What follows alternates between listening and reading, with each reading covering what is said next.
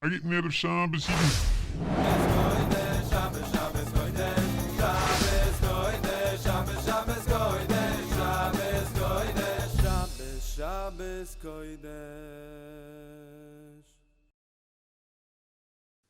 Welcome back to another episode of Around the Shabbos Table. We are around the weekday Shabbos table, not the Shabbos table. Therefore, there is no desecration of Shabbos that takes place here. We discuss issues, we bring up ideas, bring up issues, and we unpackage them. I am the father, and this is the son, Ahron Wohlgelernter, and we are so thrilled to be back in a rhythm of this, and been doing this on a regular basis. Today, what we decided to do, there are some very interesting things that are going on. We're going to take one thing today and deal with it. Ahron, I'd like you told me over a story, and I think it's a great story to share, and then we'll take it running from there and open up what I think is a pertinent issue, and not a political issue, but really an issue that's really, really important in all of our lives. Right, at the essence of the life of a Jew, of how we do things, when we do things. There was a story that I heard years ago, and it's always on my mind, and it's always on my mind in Yiddish, which only on the podcast could I ever use Yiddish, because when I speak Hebrew, Israelis know less Yiddish than the most secular American, right? Right. So I finally could say Ashvera Maisa. Right, a difficult story to understand, and it's about Reb Chaim Volozhin. And the story goes that in the yeshiva of Volozhin, there were obviously some very, very great Talmidei Chachamim and Torah scholars, and it was known that everyone had sort of a name. Everyone had a type. You were the guy who you go to, everyone goes to if you need help with a Tosfos, and you were the guy who everyone went to if you need help with the Gemara, and you were. And everybody had their style. And there was one one boy, who was the Bucky. He knew, albeit maybe on a more superficial level, but he knew of everything. And he was able to tell you where something was found, to page numbers. We all know the Bucky in our lives, right? And it doesn't matter in what subject you ask them. And they'll be able to tell you where something is found, the page number, and what it is. Maybe not understand it to the depth that it's intended to be understood, but they know where everything is. And that was this Bacha. This Bacha was the Bucky. And he sat down, they were eating lunch one day, and he washed, and he ate. And in the middle of lunch, what would they do in Volozhin? They would talk Torah. And somebody came over to the Bucky and asked them a question. They said, where can we find X, Y, and Z? And he was stumped. He didn't know. He didn't know where it was found. So a little pipsqueak younger bacher pipes up and says, it's found in a Tosfos over here. He was so embarrassed. I'm the Bucky. I'm the guy who has to know everything. And here's this little pipsqueak who knew it better than I. So immediately he threw his chair back, ran out of the room, and ran into a nearby shul, a nearby study hall and base medrash, and vowed essentially to not leave there for 7 years and to learn. And he did. He stayed there for 7 years, and he learned his brains out. And he became even more impressive than what he was until that point. So maybe a few years in, the other boys who witnessed the story came to Reb Chaim Volozhin, and they asked him a question about the story. He says, it's terrific and it's wonderful that this guy's learning. But at the end of the day, he didn't bench. And he didn't say Birchas Hamazon, Birkat Hamazon. So how much validity does this, all of his learning have, essentially? Because it all came from a place where he did something wrong. So Reb Chaim said, 100% he was wrong. You cannot leave a study hall, you cannot leave a meal, even if it's for the best intentions. You cannot leave without benching. It's a mitzvah. You cannot leave. But had this bacher stayed, said Reb Chaim, and had he stayed in the room and finished and waited a minute to bench, he never would have become what he became. So obviously that story needs a lot to unpack. And for me, almost all my life, it's been a story on my head because in Musar and in self-development, you always try to do actions perfectly and perfect them. And if you're learning, if you're on your way out of your house and you make somebody feel stupid in order for you to go learn, then what's your learning? Because your learning comes on the heels of somebody else's, on somebody else's expense. And for everything is like that, right? When you keep a chumrah and you keep something that's affecting somebody else, we really try to stay away from that. So here we have Rabbi Chaim Volozhin, one of the greatest,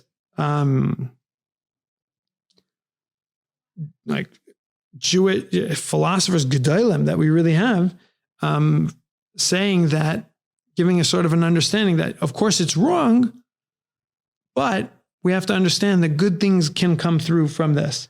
So first we have to understand what he said. What was he saying? What does that mean? That had he stopped, he wouldn't have been there. He wouldn't have become what he was. That this Bacher wouldn't have become what he was. And then we have to understand, how does that affect us, and how do we look at that in our lives? So I'll see your story and raise you one. Okay. So recently in my emails, I've been getting emails, Facebook. I've been getting an inundation of a program that's, I don't know if it started already or it's just starting now, but in kollel and yeshivas, where people that learn full time are plagued with this issue. That things, you come into base matters, you come in to sit down and learn, and things all of a sudden get in the way, and they get in the way right away. As you come in, you sit down, you start learning. Somebody comes over, you haven't seen the person in a long time. You say, you start talking and learning, and then it leads to somewhere else. Two chavrusas sit down, good buddies, right? Or people that learn with each other every single day, and you're learning, you're getting in, and then one word sparks something, and then you get on to something else. And you need to get up to get a cup of coffee. The coffee for the 2-minute coffee turns into a 10-minute coffee. You see somebody in the coffee room, you end up schmoozing with them a little bit. Somebody from the family calls, that something happened, they need advice, they need something. And there's constant things that get in the way. Yaakov always used to say, even within the Gemara itself, right? We have cousins who are cow farmers. So you see a story about a sheep. A sheep is related to a cow. The one chavrusa looks up and goes, hey, isn't your cousin's cow farmers? Boom, 2 hours down the drain, you could talk about cow farming, right? Right. It's not hard. We all have these I call them triggers or like chutes and ladders. You get the slide, you get on the slide, and boom, you're out of there. Right. Transportation words that take you to other places. This is a common issue, and every person who learns on a regular basis always tries to figure out ways to combat that. Daf Yomi does help that, because you have something you have to get through, and you have a goal, a very specific goal. And goal-oriented learning does help that a lot also, when you have to cover a certain amount of pages or a certain amount of material. But for many people, it's a great, even when you sit down to, let's say, go over the parsha, and you start going over the parsha, and you get very engrossed in the parsha, but your mind starts to travel and wander. So they started a program which all the gedolim are behind, and I've gotten these videos that they're trying to collect money in order to give monetary incentives for people to stay put and to stay focused, and to make sure that there are no breaks in their learning. There are no natural breaks. There's no I guess they limit or cut out the whole coffee thing, and the going out to chapashmuz for a second, or if you see somebody, there's a great emphasis put on not wasting any time, and of keeping things continuously going, so that you don't have any gaps or breaks. I was saying, of all the things that go on in the world, there are starving people in the world. There's all kinds of stuff going on, and this is what we're collecting tzedakah for. And it just seemed a little niche to me. But then when I started to think about it, I said, wait a second. If we believe that Torah learners are really the foundation of the Jewish people and the fire of the Jewish people, so then to perfect them and to make that stronger and brighter and greater, so then that's an important thing. So that's why there are all kinds of programs within the learning world of coming on time, right? There are incentives that if the yeshiva starts at 9 o'clock, you're there at 9 o'clock between 9 and 9:05, and you get added incentives to that, and things like that. Then I started to think, why is that so important? And that brings me to the second story. We tell a famous story of Rabbi Akiva. Rabbi Akiva was 40 years old. I'll give a little background to it. Rabbi Akiva was 40 years old. He hated rabbis in the first 40 years of his life. The reason that the Gemara explains that he hated rabbis is because he saw some kind of inconsistency that he couldn't reconcile. And he didn't know where to put his feelings, and he trained it towards the rabbis and towards what they represented. But it was really because it was difficult to explain.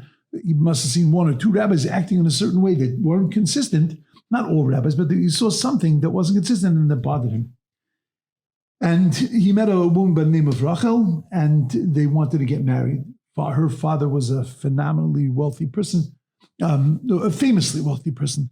And he said to her that he's going to cut her out of the will if she's going to marry this guy, because he wasn't just an ignoramus. He was an ignoramus with an attitude. And an ignoramus with an attitude is a problem. You don't know anything, but you can be the sweetest guy in the world. I can train you.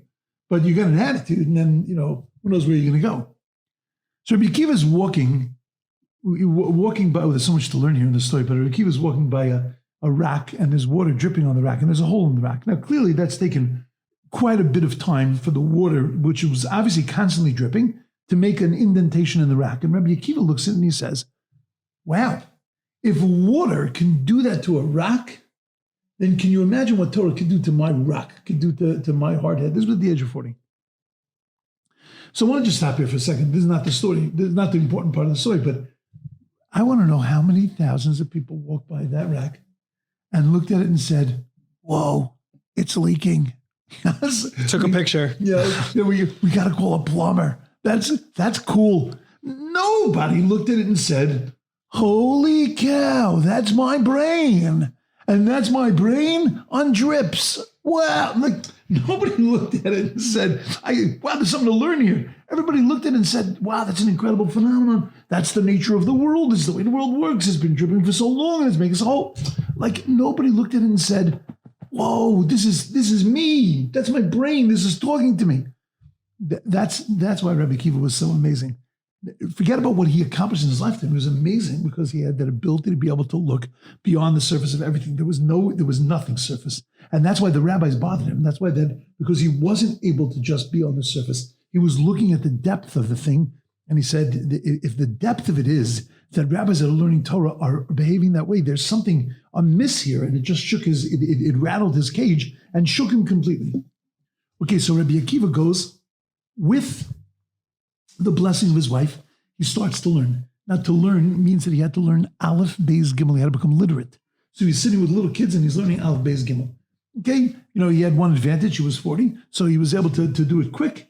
And he starts to advance, and he advances, and then finally it's time for him to go to learn by sages. He's got to learn by great rabbis. So he goes away for 12 years with the blessing of his wife. 12 years.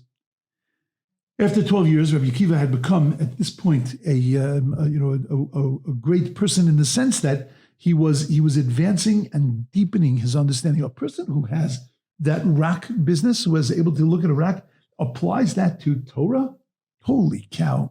With the depth that you can achieve, he did, right? And that he did achieve the depth, not merely just the knowledge, but the depth of knowledge that he was able to achieve was incredible. Comes home after 12 years. And Gemara says he walks to the house, gets to the door. On the other side of the door, he hears his wife talking to her friends. And the conversation, she's cutting her hair in order to be able to make a peyanochos, in order to be able to make a sheitel. Because that's what the next thing that she needed to get rid of in the house in order to be able to support herself and support a child. Also, that was it. That was all she had. She had nothing. She was totally impoverished. Father cut her out of the will, and she had no money. And it wasn't like he was working so he could send her back money every month. I mean, there was just nothing there. And the friends are, what I think a normal reaction would be is, don't you think it's a little insensitive of your husband to sit and learn? Like it's a nice thing to do, and it's wonderful the guy's sitting and learning for 12 years. But is this really what he should be doing? He needs to be taking care of you. He's got responsibilities. She says that not only am I proud and I feel that like this the incredible pride that my husband is learning for 12 years, I would give him another 12 years to go and to learn. So Rabbi Akiva, on the other side of the door, he hears that and he says, thank you very much. Turns around, goes back to yeshiva for another 12 years. So my father always asks, what was wrong with him? And come in, give some flowers, get a coffee, right? Right. What's wrong? Why didn't he come into the house? Right. That's right. Why Couldn't why stop didn't for a minute, give the kid a hug. Right. Right. Just say to his wife, thank you very much. You know, I wish I bought you flowers. I couldn't afford them, but, you know, consider yourself. He could have just stopped in for a second. But he turned around. Now, what happened to him after we'll come back to this in a second, but what happened to him after those 12 years? Now, so he was studying for 24 years. He amassed 24,000 students. Please don't throw at me the end of the story where the 24,000 students died, because that was not his. That was not his issue, and it had nothing to do with his ability to be able to teach. He was an amazing teacher, and he was mimed 24,000 students. Unfortunately, they themselves only incorporated a part of his lesson and not the full lesson. They didn't take it the next step. They didn't use his ability to see the water on the rock and see the depths. They didn't use that. So he comes back into town, and Rachel comes to see him while there's this huge parade of the big rabbi coming back with 24,000 students. I mean, you have to make a movie of this in your mind. What does that look like? Rabbi walking through a street in the time of the Talmud, 24,000 students are behind him. 24,000 is a stadium. That some stadiums are 17,000, 24,000. It's a stadium of people behind him. And he's walking. We just went to that concert, right? That's 2 times what was there at that concert.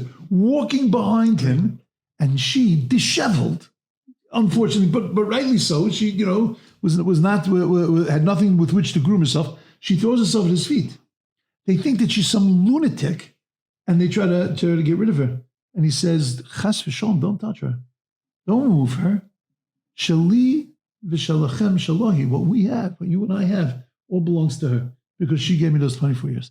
Okay, beautiful. It's an amazing story. But romantic, it's like amazing. But Lamais, at the end of the day, ask it again. How come he didn't stop in? So the teretz that they give is, the answer that they give is because Rabbi Akiva himself knew 2 12s is not the same as 24.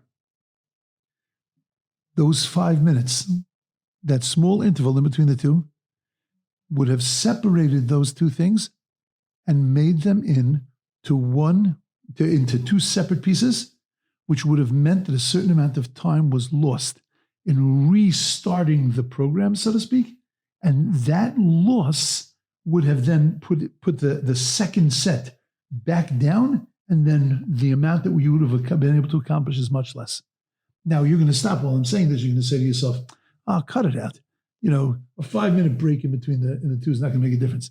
Every doctor that's listening to this, every scientist that's listening to this, every lawyer that's listening to this, that excelled in their studies knows that when they sat down to study, when they had breaks and when there were things that interrupted them, even if it was somebody walking into the room and coughing, and they looked up from it, just that break was enough to break the progress, and then they had to restart. And that when you wanted to excel at something, you would pour everything into it, and you would cut out as much of the breaks as you possibly could. Because we have a concept of ritzufim. When you're all into something and you just bear down on it and keep going with it, so then the success is much greater than when you start and stop and start and stop and start and stop. And that's just the way it is. Drive on the highway. And when you drive on the highway, you're going straight. It is geschmack, and you feel like you're getting somewhere, and you're moving forward, and you're building momentum, and you're building speed, and everything is great. And when you're driving in the city and you have to stop at every light, at the end of the day, sometimes the difference is no more than a minute or 2.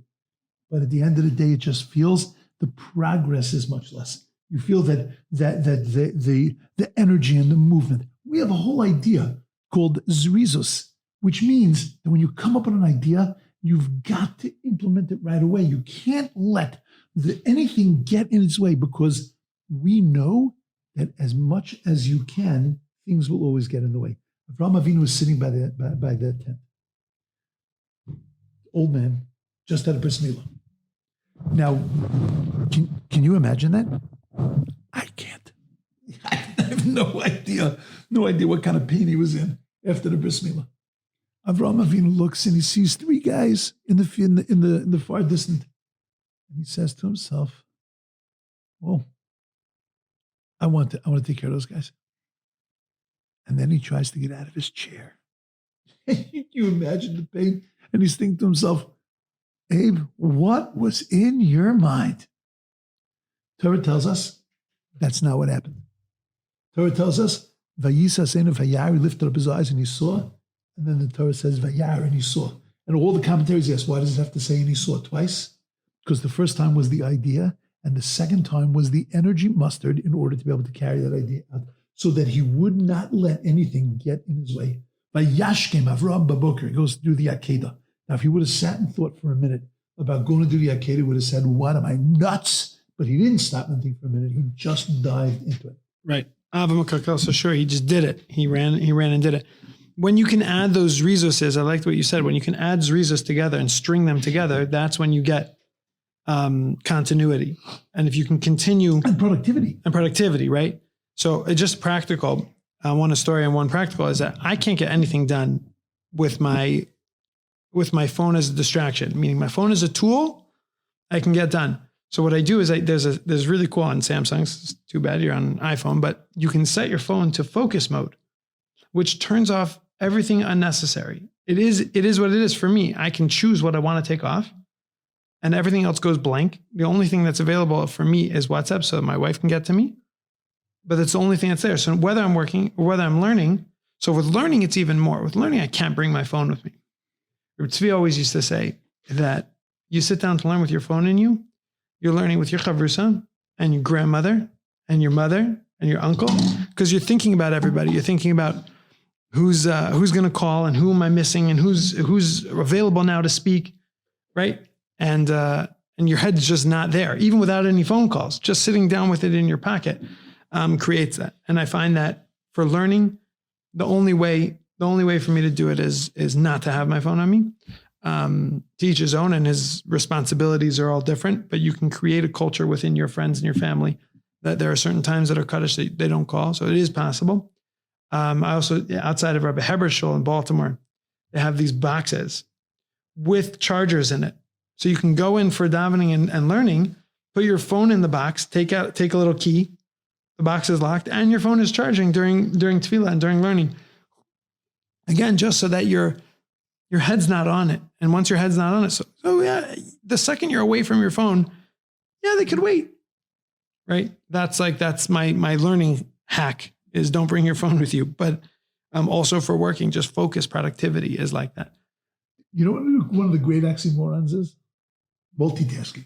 Right. It does not exist. And please don't tell me scientists have said women do it better than men. Women do it better than men because, whatever, they're sweeter, they can get away with it. At the end of the day, no, you can't multitask because there's a concept of foreground and background. Something is always going to be in the foreground and something is always going to be in the background. And therefore, you can't put two things side by side and give them equal attention. It's just not possible. We've fooled ourselves, and the companies have been fooling us. And I think that really cuts to the essence of this story and of this whole episode. But wait, before we get to the final message, I also think, and I might be wrong on this, but I think that Rav Yaakov Naiman was once learning, I want to say with the Chavetz Chaim, and I think, okay, I have to fact check that, but I think he was with him, and he got up to go to the bathroom. So what are you doing? He said, I have to go to the bathroom. And he looked at him like he was insane. Mind you, I think this was a 6-hour Seder. But when you mentioned before, like going to the bathroom, right? When something is important to you, I personally, I don't know if this is too far, but I personally, I'd love to drink coffees in the morning. Wake up, drink a coffee, go to tefillah. But I have to go to the bathroom always in middle of tefillah. Consequences, right? Because of coffee in the morning, that's what happens, right? But I realized that when I don't have a coffee, I can keep my tefillin on for much longer. there's a way to deal with it. It's not like you look at this story with the Chafetz Chaim. It's like, what, you have to go to the bathrooms every 6 hours? Like, yeah, it's normal. It's normal. There's a way to eat. There's nutrition. There's a way to eat. There's a way to drink. There's a way to take care of your body that you can last for longer than we do. We just don't. So then these things become natural. But Sidarim can go. You can focus for longer than you think you can. So Monday, I'm teaching in seminary, and I teach 2 courses, and it was 2 Bli Ayin Hara. It was like 2 amazing classes. But there was, there's always, certain people that are just not into it. So certain girls went out. Presumably, they go out to go to the bathroom. They really go out. Whatever, it doesn't matter. But they go out. We don't think about it once they leave the room. When they came back, I said to myself, the 2 of them came back, and one of them, in one of the classes, she never came back. It was 10 minutes towards the end. I think they have like a 15-minute window. They have to be back within 15 minutes. But this one went out, and then class ran out. And I was saying to myself, I played it in my mind. I said, what did they hear? What did they miss? And what did they get out of this class? So on all of them, the conclusion was what they got out of the class was 0, because they missed important chunks. One of them missed the entire conclusion of a very spirited conversation, but the spirited conversation needed the tie-in and missed that. What we don't realize is that when we cut out of something, so then we are missing the Chafetz Chaim wasn't telling him not to go to the bathroom. No, right. Chafetz Chaim was saying that if you're so into this now, understand that the break is called a break. Okay, so now why is this such a big issue?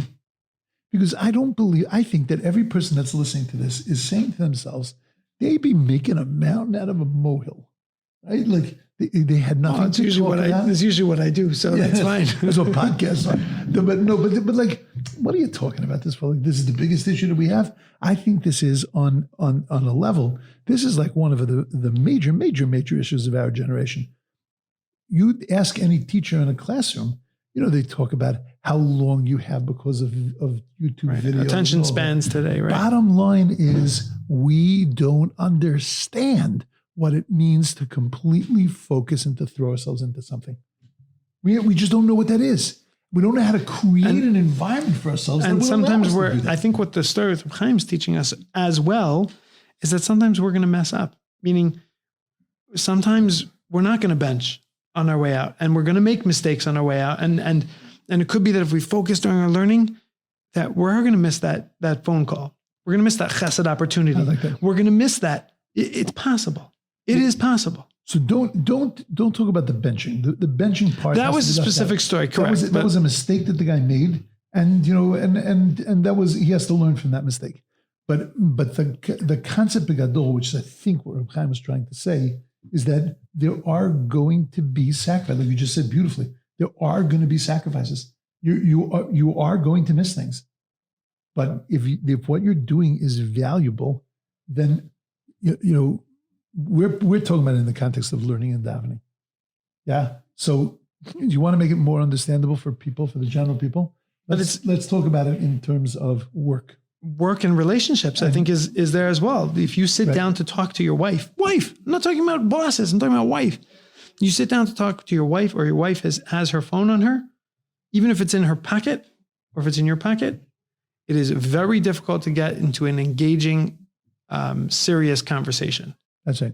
Look, every single person here knows this. And again, it's not just technology. It's anything that's taking their, kids. But use the technology. I mean, everybody knows that you go into a restaurant and you look around the restaurant and you see so many, everybody's on their phones. A couple is going out for the anniversary dinner, right? They're going to a very expensive restaurant, and they're spending most of the time on the thing. And the husband's probably saying, it's work. I can't let this go. It's work. And the wife's saying, it's the kids. I got to talk to the kids. But at the end of the day, they sat there for so long and they had nothing. Now, what's really great about what I just said is that every one of us has seen this. But everyone does it. But the truth is that we're the people that other people are seeing, right? In other words, we're guilty of it also. And it's really an incredible thing that they once did this program of getting people to let their phones down one day, right. I think it was. But the advertisement was priceless. They showed a father pushing his kid on a swing, and the father was holding his phone, and then slowly the father fades, and you see a kid swinging back and forth. Kilu is being pushed by a ghost. And that's really, and you saw a kid with their grandmother, and the grandma's huddling the kid and telling him the story, and the kid's looking on the phone, and then the kid disappears. And it's just the grandma, basically huddling like a ghost. And that's what we are. We're ghosts. We're not there at the things that we do. But because I think it's the same. There's a Maisa with Kalevsky, I think, that they once asked him to watch a kid in a stroller, and he was learning by the dining room table. And so he was pushing the stroller. The kid started crying. He didn't notice. He was so engrossed in his learning, the opposite. Somebody came into the room, took the kid out, but he continued. They came back in like 2 hours later and they said, how was it watching the kid? Or his wife, somebody. He said, oh, the kid didn't cry at all. Yeah. But that's the opposite. He was so focused that other things did take, were sacrificed for it. But you could be focused. That's why Rabbi Kalevsky became Rabbi Kalevsky. Because he focused. That's right. I think. And then the reason why we think that we're great at the things we do, but that we're really mediocre at the things we do is because focus is not really one of the focuses of our lives. It's multitasking. It's look at, how do they sell computers? That you can do so many things now. You can do so many more things now. It's not true. Faster and better and right. You talk about your phone. So, so when I have a phone and I'm listening, let's say to a shir, and I like to watch I like to watch a video of a shir. Let's see the person. And then the WhatsApp comes in. So it shows you. And you say, oh, I just got to answer that WhatsApp. You hit the button, the shir goes off. Right. It reminds you. And now you gotta turn it on. And that is the clear indication that there's no such thing as multitasking. Because something's got to take your attention. I think that's what. By the way, you could just buy YouTube Premium, and then it doesn't do that. It doesn't. Yeah. There's answers to that as well. Right. Okay. That's the point. That's when you're focused on focusing, and like we said, it's relationships, it's learning, it's growing, it's anything. When you're focused on focusing, so then you can accomplish and grow much more. And I think that's why I love this story with Reb Chaim, because he was able to see that this guy knew that why was he missing that thesis? Because there was a chisaron, there was something missing, there was a lack in his focus, and therefore he needed to bear down on his focus. Okay, don't do it at the expense of being religious. Don't do it at the expense of doing the right thing. Right. I still want to unpack that one day. That still sits on me. That we can Reb Chaim could say that. Because what are you going to do? You're going to say to the guy 7 years later, I think you need to go back and bench. No, but you can't fix it. But we need to be self-critical in the sense that if we are hurting other people with our and hurting ourselves and hurting mitzvahs and sacrificing things that can't be sacrificed, then we have to actually look into what we're doing and see if it's really right. But that's a second level of trying to figure out how do you balance things. How do you balance while you're learning and that there is an emergency going on in your house, right? How do you balance that you're at work and you're trying to completely focus on work, and the truth is your employer is not interested in, this is debatable, but in many work situations, your employer is not interested in what's going on in your house. At home, right? And that you have a job to do and just do that job. How do you balance that? So if you think back to the old days, the way you balance it is that you get a beeper. Now, nowadays, that's obsolete, but there's other ways of doing it. You get a beeper that's used for emergencies. I mean, every guy, I didn't grow up with cell phones. There's cell phones. So what did we do?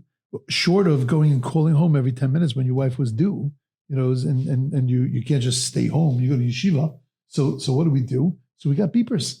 You were able to rent a beeper, and if there was an emergency, so then you'd be called. And it wasn't that you gave the beeper number out to 25 people. Right? It was one thing, and that was it. So when focus is important to you, there are all kinds of ways to do that. I don't believe that focus is important to us, and that's why our kids know so little.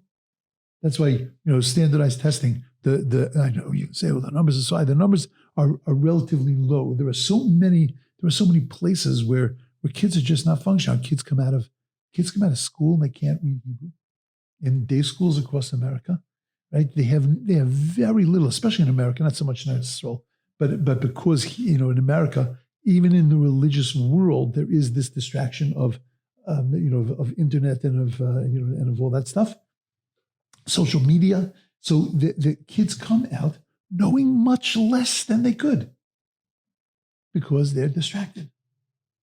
And I think that's just a good point of this podcast is right. I disagree with what you said in the beginning, obviously, but you said that this is like not a biggest issue. I think this is a critical issue in the sense of the process of hearing a story that could be mundane, could be nothing, and just learning a lesson from it, a lesson that's critical to us. So that's Rabbi Akiva, water on a right, correct. To be there. These stories happen around us all day. And what are we doing with them? We're moving on to the next news story and the next story. That's right. Every part of your day is water on a rock. There's something to learn from it. There's a message that's coming through, and there's something to learn, and you decide what you want to learn from it. But every single part of it is something to learn from. All right. Thank you very much. Have a great week. Have a good Shabbos and pass the Chulent. Pass the Chulent.